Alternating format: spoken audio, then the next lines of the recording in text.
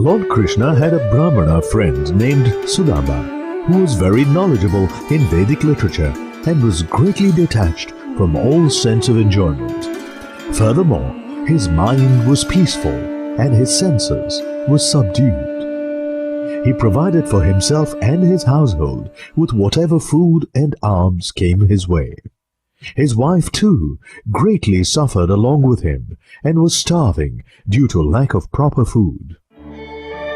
My lord, isn't it true that the great Lord Krishna is your close friend?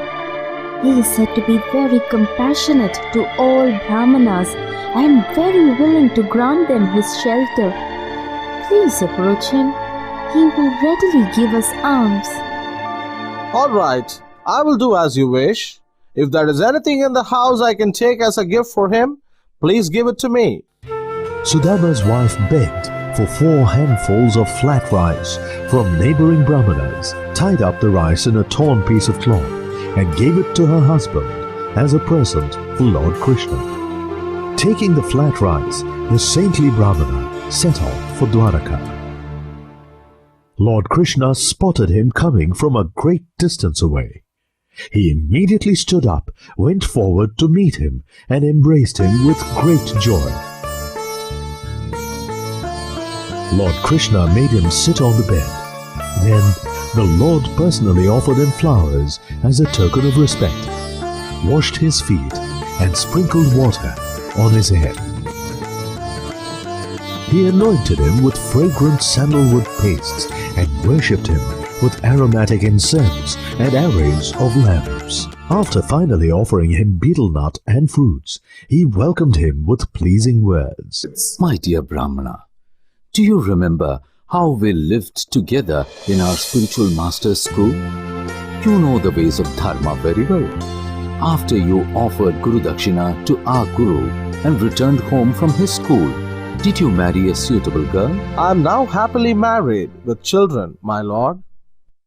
Even though you are managing your family, it is indeed remarkable how your mind is not affected by material desires till this moment. Krishna, I am contented and happy. Sudama, what gift have you brought me from home? Sudama felt too embarrassed to offer his gift of flat rice to Krishna. He simply bowed his head in shame. In the past, Sudama never worshipped me out of a desire for material gain.